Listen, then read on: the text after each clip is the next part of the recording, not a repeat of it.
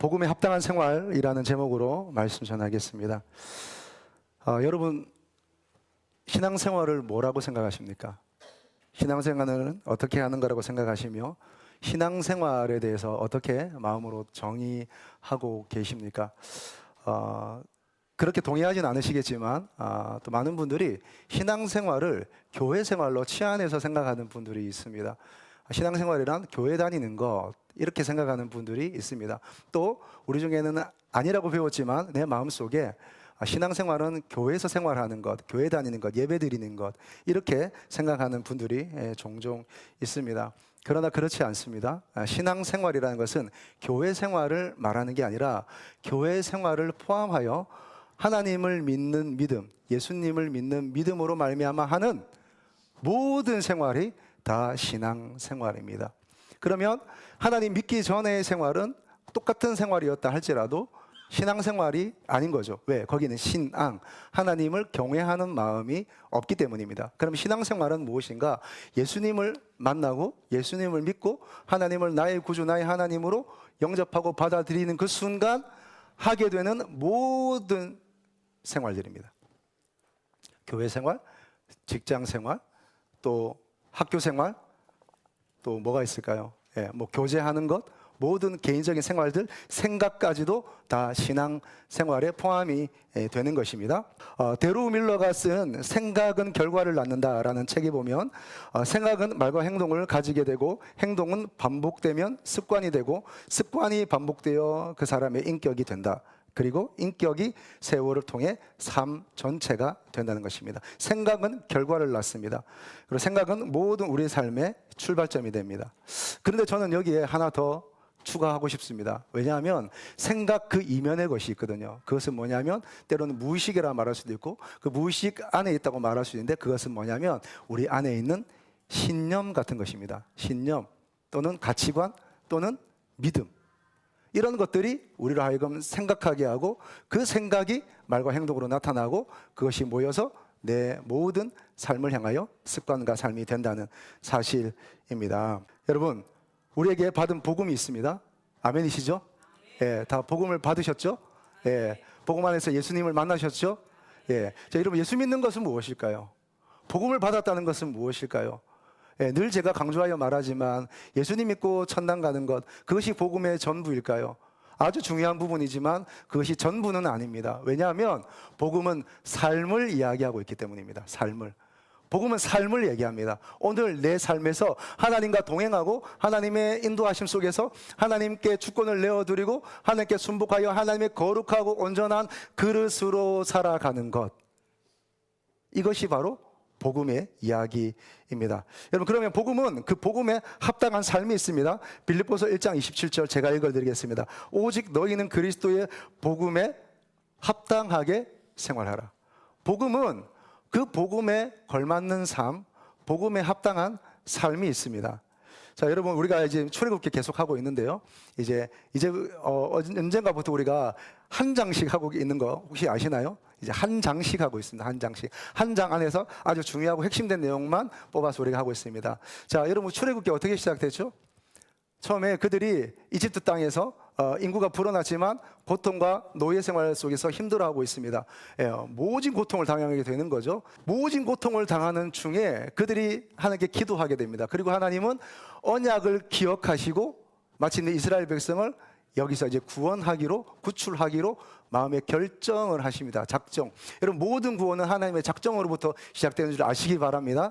여러분, 우리가 뭘 해서 하는 게 아니에요. 우리가 뭘 해서 구원받는 게 아니에요. 착한 행동, 열심히 잘 살아서 헌금 많이 해서 그렇게 여러분 우리가 구원을 얻는 게 아닙니다. 구원은 오직 누구로부터? 예수 그리스도 우리 하나님으로부터 시작됩니다. 하나님의 영원하신 작정에서, 결정에서 시작되는 겁니다. 하나님이 결정하셨습니다. 이스라엘 백성을 구원하리라. 그래서 누구를 부르십니까? 모세를 부르십니다. 그리고 모세를 부르셔서 다시 모세를 이스라엘 백성 그 이집트 땅으로 어떻게 해요? 보내십니다. 파송하십니다. 그리고 일어났던 일들이 뭡니까? 10가지 재앙이라는 것이 재앙이 일어납니다. 자, 재앙이 일어나는데 그 재앙을 통하여서 구원받았습니까? 제가 함께 나눈 대로 의하면 10가지, 사실은 또 그 앞에 9가지 재앙이 있었지만 그 9가지 재앙이 아무리 모질고 거칠고 거기에서 큰일이 일어났어도 거기에서는 구원이 일어나지 않습니다. 그러면 그 10가지 재앙의 목적은 뭐였습니까? 하나님 여호와가 누구인지 알리라. 마치 여호와가 누구간데 내가 그를 보내느냐, 내가 그를 알지 못한다라는 그 바로의 말에 대답이라도 하시는 것처럼 9가지 재앙, 10가지 재앙을 통해서 하나님이 바로에게, 이집트 사람에게, 이스라엘 백성에 하나님 여호와가 누구이신지 그 재앙을 통해서 알려주신 거예요. 자, 그리고 근데 구원은 언제 일어납니까? 출애굽은 언제 일어납니까?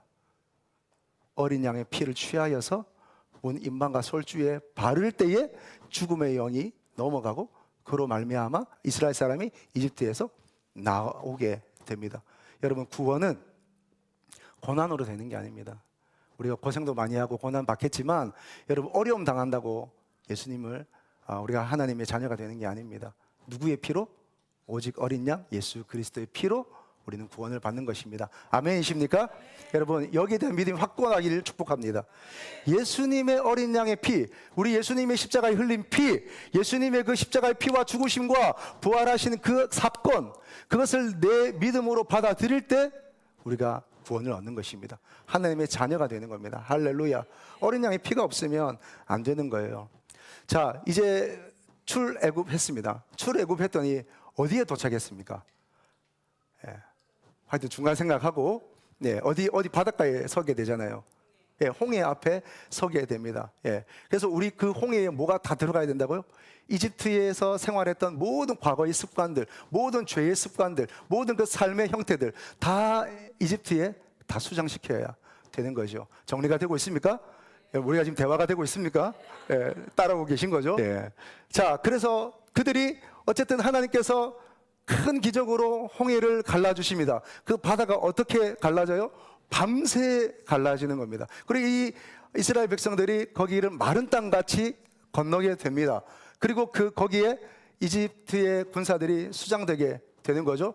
그리고 여러분, 이렇게 홍해를 지나는 것이 큰 우리의 믿음의 여정의 큰 사인이라고 얘기했습니다. 이게 뭐라고요? 세례, 침례에 대한 사인입니다. 물을 지나는 거죠. 물을 지나면서 세례를 받게 됩니다. 자, 세례를 받은 후에 이들이 중간중간에 어디 거치는 곳들이 있겠지만 결국 우리가 지난주 19장에 어디에 도착합니까? 시내산에 도착합니다. 그래서 하나님이 뭐라고 말씀하세요? 세계가 다 내게 속하였나니. 우리가 하나님을 믿는 이유는 모든 세계가 하나님께 속하여 있기 때문에 우리가 하나님을 믿을 수밖에 없는 것입니다. 아멘이십니까? 자, 여기까지 잘 따라오셨죠? 여기까지가 지난주까지의 스토리입니다. 자, 그런데 시내산에 도착한 이들에게 하나님이 뭘 주시냐면 계명을 주세요. 계명을. 10가지의 계명을 주십니다. 계명을. 자, 계명을 왜 이때 주실까요? 왜 이때 주실까요? 우리가 생각하기에는 계명을 주고 잘 테스트하고 하나님의 계명을 지키는지 안 되는지 보고 이제 그죠? 잘 우선순위를 가려서 그다음에 1등부터 100등까지만 구원할 수 있잖아요. 근데 하나님이 그렇게 하지 않으세요. 자, 보세요. 구원은 오직 하나님께 속한 것입니다. 그래서 하나님의 작정과 하나님의 능력으로 우리를 구원하여 주십니다. 우리가 여기에 숟가락을 얹을 게 없어요. 우리가 여기에 어떤 내 능력이나 내 힘을, 내 공로를 얹을 게 없어요. 오직 예수님의 은혜입니다. 자, 구원받아서 우리가 세례를 받게 됩니다. 그 다음에 하나님이 시내산에 도착해서 여기서 뭘 주시냐면 여기서 계명을 주시는 거죠. 보세요. 구원받은 사람에게 계명을 주십니다. 계명을 먼저 주셔서 그 계명을 잘 지키는 사람을 구원한다고 생각해 보세요. 그러면 어떻게 됩니까? 여기에 우리가 할 말이 있겠죠. 하나님, 제가 시험 잘 봤잖아요. 하나님 그 10계명 주셔가지고 제가 잘 지켰잖아요. 하나님 커트라인 60점이었는데 제가 63점 받았잖아요. 이렇게 해서 할 말이 좀 있잖아요. 하나님은 우리의 구원에 우리가 아무 할 말이 없도록 하나님 하십니다. 어떻게 해요? 먼저 구원해 놓고 그 다음에 그 구원에 합당한, 그 복음에 합당한, 그 하나님의 백성에 합당한 삶을 살아라고 계명을 주시는 거죠. 자, 정리하겠습니다. 구원 먼저, 계명 나중에 주시는 겁니다. 계명을 먼저 줘서 잘 지키는 사람만 구원하는 게 아니라 구원은 전적인 하나님의 은혜예요. 아멘이십니까? 그래서 구원받은 자에게 그럼 그 구원에 합당한 삶을 살아라고 계명을 주시는 겁니다. 자, 오늘 계명을 몇 가지만 짧게 한번 풀어보고 또 말씀으로 가지고 또 기도하도록 그렇게 하겠습니다. 자, 여러분, 첫 번째는요, 이 계명은 뭐냐면 하나님을 사랑하고 이웃을 사랑하는 방법입니다. 하나님을 사랑하고 이웃을 사랑하는 방법입니다. 예수님이 이 땅에 오셨을 때 한 율법학자가 예수님께 찾아와서 묻습니다. 주님, 참 훌륭하십니다. 가장 중요하고 가장 첫째 되는 계명이 무엇입니까? 라고 물었어요. 여러분, 여기서 계명은 꼭 10계명만 말하는 게 아니라 이 계명에 의해서 613가지의 율법이 나오게 됩니다. 그 율법 중에 여러분 긍정적인 계명, 하라는 계명이 248개가 있고 나머지 365개, 글쎄요, 모르요, 하루에 한 개씩 하라고 그러는지 365개의 이제 하지 말라는 부정적인 계명이 있습니다. 그래서 합쳐져서 613가지의 율법이 나오게 됩니다. 자, 이 모든 계명, 모든 율법 중에 어느 것이 가장 크고 귀합니까? 라고 물어보니까 예수님 뭐라고 얘기하시냐면 지혜롭게 이렇게 얘기하십니다. 첫째는 이것이니 내 하나님 여호와를 내 목숨과 내 마음과 내 뜻을 다하여 내 의지를 다하여 사랑하라. 계명은 하나님 사랑하는 거예요. 그리고 하나님 또 이렇게 예수님이 이렇게 말씀하십니다. 내 이웃을 내 몸과 같이 사랑하라. 그렇게 말씀하시는 거예요. 자, 그러면 역으로 말하면 이렇습니다. 그럼 결국 하나님을 사랑하는 방법이 뭐예요? 하나님, 저 하나님 사랑하기를 원합니다. 하나님, 제가 하나님 정말 사랑하기를 원합니다. 그런데 어떻게 하는 게 하나님 사랑하는 거예요? 하나님 뭐 좋아하세요? 라고 물으실 때 하나님이 말씀하신 거예요. 나 외에 다른 신을 두지 말라, 우상을 만들지 말라, 여호와의 이름을 망령되이 일컫지 말라, 안식을 거룩히 지키라. 이렇게 말씀을 하시는 거예요. 자, 또 하나, 하나님께서 저에게 이웃을 주셨잖아요. 저를 제외한 많은 이웃을 주셨잖아요. 내 부모님, 내 형제, 또 내가 만나는 많은 사람들 주셨잖아요. 이 사람들 제가 어떻게 사랑해야 돼요? 어떻게 하는 게, 이 사람들과 어떻게 관계 맺는 게 제가 이웃을 사랑하는 거죠? 하나님? 일대 하나님이 주신 거예요. 내 부모를 공경하라, 살인하지 말라, 가늠하지 말라, 도둑질하지 말라, 이웃에 대하여 거짓 증거하지 말라, 그리고 탐내지 말라라고 말씀을 하는 거죠. 여러분, 다시 이 계명은 두 가지로 나눌 수가 있습니다. 예배의 관점과 대표성의 원리입니다. 자, 1계명부터 4계명까지는 하나님을 사랑하는 방법이에요. 그리고 5계명부터 10계명까지는 이웃을 사랑하는 방법입니다. 자, 그렇다면 하나님을 사랑하는 방법 1계명부터 4계명까지를 예배의 관점 또는 신앙의 관점에서 볼 수 있습니다. 다음 5계명부터 10계명까지를 여러분 대표성의 원리로 볼 수 있습니다. 자, 무슨 말이냐면 여러분 첫 번째 계명이 뭐였죠? 여러분 보고 하셔도 됩니다. 첫 번째 계명, 나 외에 다른 신을 섬기지 말라라고. 이 말은 다른 신을 섬기지 말라는 말이에요. 다른 신을. 원문에 의하면 이렇게 되어 있습니다. 너와 나 사이에 다른 것 두지 마라. 이렇게 되어 있습니다. 너와 나 사이에 다른 것 두지 마라. 하나님은 하나님과 우리 사이에 다른 것이 끼는 것을 원치 않으세요. 이것이 하나님을 예배하는 방법입니다. 자, 그럼 첫 번째는 하나님이 너와 나 사이에 다른 것 두지 마라. 너는 나만 섬겨라. 나만 예배해라. 나만 찬양해라. 그렇게 말씀하신 거죠. 그러면 뭐예요? 여기는 예배의 대상입니다. 첫 번째, 하나님이 나 외에 다른 신을 섬기지 마라 말은 우리가 예배하고 우리가 신앙하고 경외하는 대상이 오직 하나님 한 분뿐이라는 거예요. 예배합니다. 찬양합니다. 어떻게 해요? 주님만 날 다스리소서. 이것저것 나를 다스리는 중에 이것도 나의 신이 되고 이것도 나의 하나님이 되고 이것도 나를 이끌고 이것도 나의 마음을 빼앗고 하는 중에 하나님도 한 부분 맡아서 하나님도 나를 도와주세요가 아니라 하나님만 오롯이 온전히 완벽한 나의 하나님이라는 사실입니다. 할렐루야. 여러분, 이것이 저와 여러분에게 삶에 나타나길 축복합니다.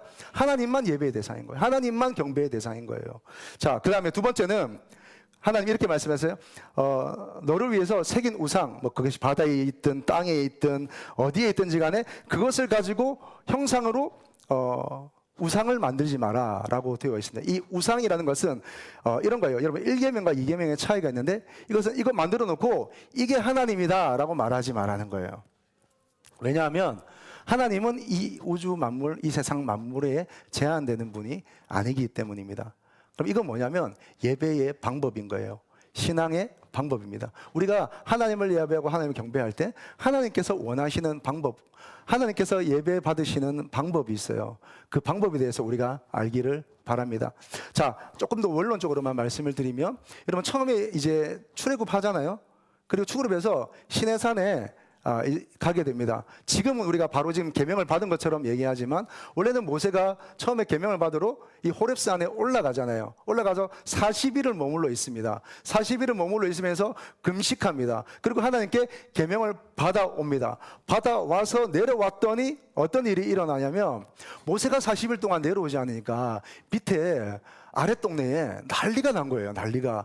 모세는 어디 간지 모르겠고 우리는 어디로 가야 될지 모르겠고 도대체 이게 뭐냐, 왜 우리 데리고 왔느냐. 그리고 모세의 형 아론을 찾아갑니다.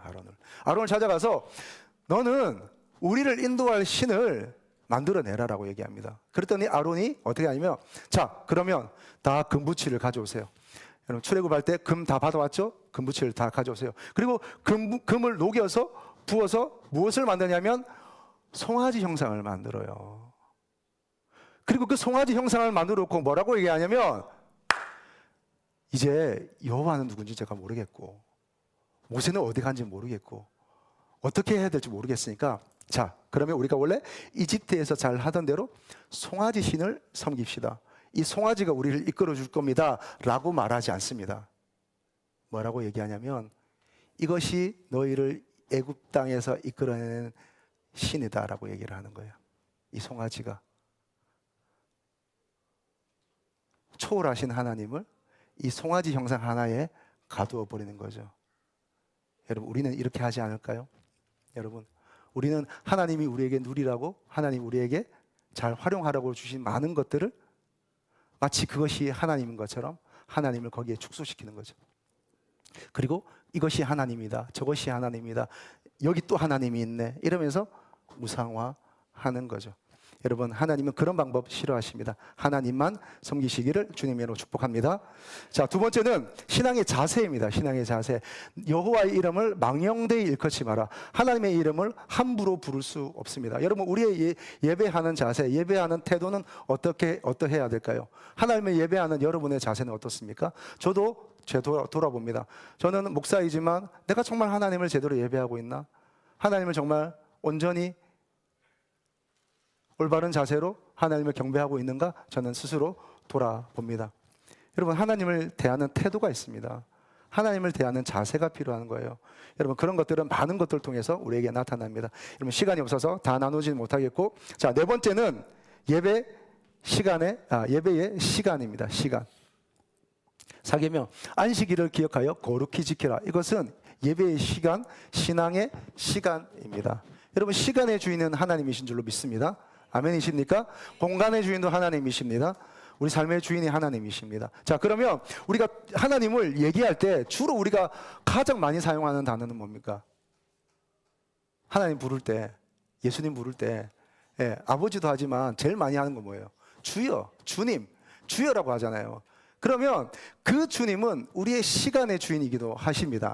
하나님의 시간인 거예요. 우리에게 많은 시간들이 주어졌고 24시간이 주어졌고 일주일 168시간이 주어졌고 7일과 365일이 우리에게 주어졌지만, 그렇다고 해서 그 모든 시간이 다 우리의 시간은 아닌 거예요.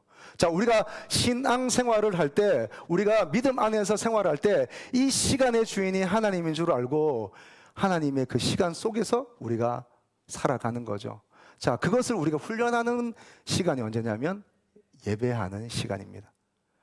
일주일에 1시간 또 1시간 반 이 정도를 하나님 앞에 예배하고 경배하면서, 하나님 오늘 일주일 중에 이 하루, 아니 이 몇 시간만 하나님의 시간이 아니라 사실 모든 시간이 하나님의 시간인데, 오늘 1시간 떼어서 하나님께 드림으로 이것이 하나님 모든 시간의 주인이 하나님이심을 제가 고백합니다. 훈련합니다. 그렇게 우리가 예배하며 나아가는 것이죠. 여러분 예배의 시간입니다. 여러분 하나님의 모든 시간의 주인이시지만 이것을 통해서 주의를 지킴으로 여러분 시간의 주인이 하나님을 날마다 고백할 수 있기를 축복합니다. 네. 자, 그 다음에 자, 우리가 1계명에서 4계명까지를 예배의 관점에서, 신앙의 관점에서 보았습니다. 자, 그 다음에 5계명부터 10계명까지는 대표성의 원리로 보겠습니다. 대표성은 뭘까요? 제가 좀 빠르게 얘기하겠습니다. 여러분, 우리가 국가대표팀이 나가서 축구를 해서 이기잖아요. 그럼 이기면 우리의 제일 관심사는 사실 뭐 결승이기도 하겠지만 결승에 올라가는 일이 별로 많지 않으니까 우리의 가장 중심사는 한일전이죠, 한일전. 예, 한일전. 자, 한일전에서 이겼다고 하십시다. 자, 우리 축구 국가대표팀이 나가서 한일전에 이겼습니다. 그러면 앵커가 이렇게 얘기합니다. 여러분, 대한민국 국가대표팀이 이겼습니다. 라고 말하지 않습니다. 뭐라고 얘기할까요? 여러분, 대한민국이 이겼습니다. 라고 얘기합니다. 그게 무슨 말이에요, 그게? 아니, 그 11명이 대한민국이에요? 11명은 축구 선수일 뿐이에요. 그 축구 선수 11명, 아니 후보군까지 해서 뭐 한 22명이라 칩시다. 그러면 그 사람들이 이긴 거지. 그게 어떻게 대한민국이 이긴 거예요? 이런 것을 대표성의 원리라고 하는 겁니다. 그들은 축구를 했을 뿐이지만 그들이 대한민국의 모든 이름과 모든 권위를 가지고 그들이 나가서 대표하는 거죠. 자, 그러면 그 11명이 모든 대한민국을 대표하는 것처럼 오늘 여기 나온 5계명부터 10계명까지 6가지 나오는 단어들은 또 다른 것들을 대표하는 겁니다. 자, 봅시다. 자, 5계명 뭡니까? 5계명. 내 부모를 공경하라. 네, 거기까지. 네. 5계명은 내 부모를 공경하래요. 공경하면 여호와께서 내게 준 땅에서 생명이 긴답니다. 자, 내 부모를 공경하라. 부모는 뭘 대표할까요? 부모는 모든 권위를 대표합니다. 권위. 여러분, 우리가 권위를 줘야 될 대상들이 있습니다. 가장 중요한 것은 부모님입니다. 여러분, 부모님께 권위를 드렸습니까? 부모님께 권위를 드리고 계십니까? 자, 뿐만 아니라 그 부모를 대표로 하는 모든 권위, 우리가 권위를 드려야 할 모든 사람들, 때로는 우리 선생님들, 교사들, 또 누가 있을까요? 또 국가의 기관의 모든 장들, 대통령, 우리가 권위를 줘야 되는 겁니다. 우리가 그 권위를 드리고 우리가 일을 해야 되는 거죠. 내 직장의 상사, 직장 상사에게 맞는 권위를 줘야 됩니다. 우리 직장에 CEO가 있습니까? 그 CEO에게 맞는 권위를 우리가 줘야 됩니다. 권위 주인은 버려야 하지만 마땅히 그 사람에게 줘야 될 권위를 우리가 줘야 되는 거죠. 네, 형제에게 줘야 될 권위가 있습니다. 여러분, 제가 여러분께 드려야 될 권위가 있습니다. 또 여러분이 저에게 주셔야 될 권위가 있습니다. 여러분, 목회자에게 권위를 주고 있습니까? 그 목회자의 권위를 인정하고 그 권위에 순종하고 그 권위를 따르고 있습니까? 여러분, 우리 전사님 밖에서 저렇게 열심히 하고 있는데 어떻게 생각하세요? 전도사님은 아르바이트생이 아닙니다. 전도사님께 마땅한 권위를 주고 계십니까? 내가 알고 있어도, 우리 자녀여도, 내가 어릴 때부터 봐왔어도, 여러분, 저는 전도사님에게 일체 반말하지 않습니다. 여러분, 나이 차이가 몇 살인데요? 저는 목사입니다. 담임 목사입니다. 예? 교육전사입니다. 제가 얼마든지 박전도사 하면서 반말할 수 있습니다. 그런다고 전도사님이 저에게, 목사님 왜 저에게 반말하세요? 그럴 수 없죠. 그래서 저는 전도사님도 함께 부름받은 주의 종으로서 제가 그에게 드려야 될 권위를 드리는 겁니다. 여러분, 전도사님에게 잘하시기를 축복합니다. 네, 드려야 돼요. 여러분, 요즘 아이들이 전사님이 너무 좋고 전사님이 잘해주니까 요즘 아이들이 약간 전사님에게 조금 버릇없이 해야 한다? 그런 느낌을 제가 좀 받을 때가 있어요. 그래서 여기는 우리 유민이도 예외가 아닙니다. 그럴 때 여지없이 집에 와서 너 전사님한테 그게 뭐야? 전사님한테 그렇게 말하면 돼, 안 돼? 그리고 거의 애를 잡습니다. 왜냐하면 너무 중요하기 때문입니다. 여러분, 우리 아이들이 전사님께 함부로 하지 못하도록 가르쳐 주시고 먼저 보여주십시오. 예, 그렇게 하는 겁니다. 예, 그렇게 해서 모든 권위를 인정하고 권위를 돌리는 삶을 사는 것을 보여준 겁니다. 여러분, 우리에게도 부모님이 있잖아요. 이런 부모님에게 마땅히 드려야 될 권위를 드릴 수 있기를 축복합니다. 그것이 복음에 합당한 삶이기 때문입니다. 자, 그 다음에 6계명, 살인하지 말라. 살인은 뭘까요? 모든 적의 미움을 대표합니다. 모든 적의 미움을 대표합니다. 여러분, 내가 칼로 사람을 죽이지 않았어도, 내가 총으로 누굴 쏴 죽이지 않았어도, 여러분, 우리가 미움이 있다면 사실은 우리가 살인하는 겁니다. 예수님이 이렇게 말씀하셨어요. 내가 형제를 향하여 욕설을 하면, 여러분, 성경에 라가라고 되어 있는데 그건 진짜 심각한 말입니다. 우리의 욕설의 그 최고치에 해당하는 말입니다. 그렇게 욕설을 하면 너희가 지옥불에 던져진다고 얘기하셨어요. 여러분, 형제, 우리가 마음 안에서 누구를 미워하고 누구를 중화하고 누구를 용서치 않으면 사실은 우리가 살인하지 않았어도 이 계명 어기고 있는 겁니다. 살인은 모든 미움을 대표하는 것입니다. 자, 7계명 간음. 간음은 모든 음란을 대표합니다. 예수님 말씀하셨죠. 너희가 외간 사람과 다른 행위를 하지 않았어도 너희가 마음의 음욕을 품고 여인을 보면 그것은 간음하는 거라 얘기했습니다. 자, 보세요. 사람이 다 쳐다볼 수 있죠. 그러면 남자가 여자를 쳐다보지 말아야 됩니까? 여자가 남자를 쳐다보지 말아야 됩니까? 예수님이 순서를 얘기했어요. 여자를 쳐다보고 음욕을 품는 게 아니라 음욕을 품고 여자를 쳐다보는 거예요. 내 마음이 음욕을 가지고 여자를 쳐다보는 거예요. 내 마음에 음란한 마음을 가지고 다른 남성들을 쳐다보는 겁니다. 이성을 바라보는 것. 이것도 다 간음이라고 얘기하셨어요. 그러면 우리가 꼭 다른 어떤 행위를 하지 않아도 내 마음에서 불붙듯이 내가 음란한 마음이 일어난다고 한다면 우리는 사실 7계명에 접하고 있는 것입니다. 여러분, 모든 음란이 떠나가길 축복합니다. 육체의 음란, 마음의 음란, 생각의 음란, 무엇보다 영적인 음란이 떠나가기를 축복합니다. 자, 8번째, 도둑질하지 말라. 도둑질은 모든 부정한 소유를 대표합니다. 모든 착취와 갈취, 또 모든 부정한 소유를 다 대표하는 것입니다. 여러분, 누구에게 반드시 돌려줘야 될 무언가를 돌려주지 않았다면 그것은 도둑질하는 겁니다. 누구에게 볼펜을 빌렸습니까? 돌려줘야 되는데 돌려주지 않았습니까? 그것은 도둑질하는 겁니다. 누구에게 줘야 될, 지불해야 될 임금을 주지 않았습니까? 외상값을 주지 않았습니까? 이것도 다 도둑질입니다.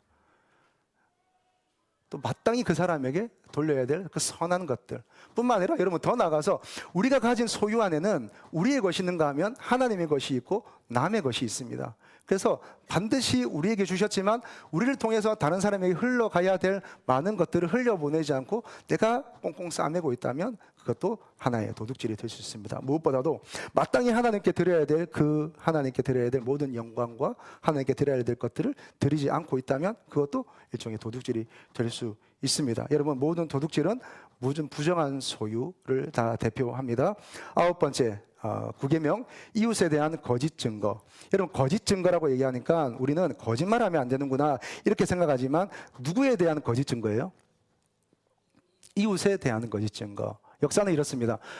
이스라엘 사람들은 두세 증인이 있으면 한 사람을 정죄하거나 한 사람을 사형까지 시킬 수 있습니다. 몇 명요?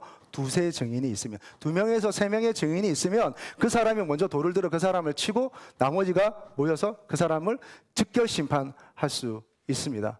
여러분, 만약에 그렇다고 해서 두 사람이 한 사람을 어떻게 음해하고자 해서 두 사람이 마음을 모아서 작당하고 이 사람을 재판에 걸고 우리가 봤습니다 하면서 재판에 걸면 증인이 있는 거예요. 물론 물적 증거도 있어야 되고 정황적 증거도 있어야 하겠지만 그렇게 해서 이 사람을, 한 사람을 그 사회에서, 그 공동체에서 매장시킬 수가 있는 거예요.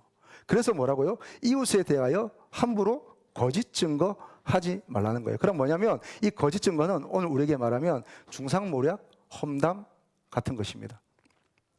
여러분, 우리가 두 사람이 앉아서 얘기하다가 한 사람 나쁜 사람 만드는 거 얼마나 쉬운 일이며 우리가 얼마나 그렇게 자주 하고 있습니까? 그지? 예. 성인도 그러하거니와 청소년 세계는 그런 게 너무 많습니다. 내가 답답하니까 누구한테 그냥 하소연하듯이 막 친구 욕하는 거예요. 하다 보니까 이 친구가 듣다가 나중에 또 다른 친구한테 그 얘기를 해준 거예요. 야, 제가 너 이렇게 얘기하더라. 그때부터 왕따가 시작되는 거예요. 말하는 것도 안 되지만 또 왕따를 시키는 거예요. 지금 이런 일들, 여러분 9계명에 해당하는 일들입니다. 누구를 뒤에서 함부로 말하거나 또 누구를 함부로 왕따시키거나 하는 일들, 이지매 같은 것들 다 마찬가지입니다. 여러분, 저도 여기에 해당됩니다. 저도 옳은 말 한다고 얘기하면서 누구를 함부로 말하고 이럴 때가 있습니다. 여러분, 저부터 회개합니다. 여러분, 우리 성도님들 주님의 이름으로 축복합니다. 이 9계명에 해당하는 것들이 떠나가기를 축복합니다. 누구에게서 옳고 그르다 말할 수 있습니다. 옳다 아니다 까지만 하십시오. 이에서 지나는 것은 뭐다? 죄입니다. 옳다 아니다까지만 하십시오. 예, 누구에 대해서 함부로 말하거나 하는 것은 우리가 모두 죄를 짓는 것입니다. 그리고 내 마음에 하나님 주신 마음만 나눈 겁니다. 그래서 중요한 메시지가 뭘까요? I 메시지입니다. 나는 이렇다. 나는 이렇게 생각한다. 이렇게 하시니 제 마음이 이렇습니다 라고 얘기를 하는 겁니다. 예, 오늘부로 저와 우리 모든 공동체에서 남에 대한 이야기가 떠나가길 주님의 이름으로 축복합니다. 자, 10계명입니다. 10계명. 탐심은 모든 그릇된 애착을 대표합니다. 모든 그릇된 애착. 우리는 너무 많은 것들을 사랑합니다. 여러분, 내가 관심 가지고 있는 것, 그거 내가 사랑하는 겁니다. 사실은 내가 마음 뺏기는 것, 내가 그렇게 중요하게 생각하는 것, 그것들은 내가 너무 사랑하는 거죠. 그것을 성경은, 주님은 탐심이라고 이야기를 합니다. 이런 얘기가 있습니다. 사자는 썩은 고기를 먹지 않는다. 사자는 죽은 고기를 먹지 않는다. 예, 사자는 죽은 고기를 먹지 않습니다. 직접 사냥한 고기만 먹습니다. 사자는 살아가는 방식이 다른 거예요. 사자는 하이에나나 독수리와 다르게 그는 썩은 시체를 먹지 않습니다. 사자는 반드시 자기가 사냥한 싱싱한 것만 먹습니다. 같은 동물이어도, 같은 육식 동물이어도 그들의 살아가는 라이프 스타일은 다른 거죠. 제가 학교 다닐 때 제 친구 중에 ROTC가 있었습니다. 여러분 ROTC 많이 보셨죠? 저희 교정에도 ROTC가 있었는데 어떻게 그렇게 멋있어 보이는지, 부러워 보이는지, 예, 나는 가지 못한 그 길을 저는 가는구나 하면서 부러워하면서 한참 그 ROTC를 창문 밖에서 이렇게 쳐다본 적도 있었어요. 예, 내가 저 생활을 너무 좋아하는구나 생각했습니다. 근데 제 친구 중에 이제 ROTC가 있는데, ROTC는 만나보니까 달라요. 모든 군인들이 다른 부분이 있겠지만 그들은 학교에서 학생으로 생활합니다. 그런데 그들의 신분은 군인입니다. 먹는 게 다르고요, 입는 게 다릅니다. 쓰는 모자가 다르고요, 그리고 들고 다니는 가방, 그 007 가방 같은, 만나는 사람이 달라요. 학교 오는 시간이 달라요. 우리는 수업 시간에 맞춰서 헐레벌떡 뛰어오지만 그들은 아침 7시에 모여서 학생들이 오기도 전에 그들끼리 운동하고 준비합니다. 알았어요. 다르구나. 왜 다를까요? 그들은 학생이지만 군인의 신분을 가졌거든요. 그래도 군인 가족이 계시지만 군인은 다른 거죠. 왜? 국가로부터 부름받은 사람은 삶의 양상이 다른 것입니다. 여러분, 사자는 썩은 고기를 먹지 않습니다. 우리 아무렇게나 살 수 없는 거잖아요. 함부로 살 수 없는 거잖아요. 왜요? 우리에게 주어진 복음이 그만큼 위대한 것이기 때문입니다. 우리를 위하여 죽으신 예수님, 우리를 위하여 희생당하신 예수님이, 그 주님의 희생이 너무나 귀한 것이기 때문입니다. 아멘이십니까? 동의하십니까? 그래서 우리 함부로 살 수 없는 거예요. 그 십자가를 통한, 그 부활을 통한 우리의 부르심이 너무나 존귀한 거여서 우리가 함부로 살 수 없는 거예요. 아무렇게나 살 수 없는 거예요. 내 감정을 따라, 내 생각을 따라, 내 의식의 흐름을 따라 살 수 없는 거예요.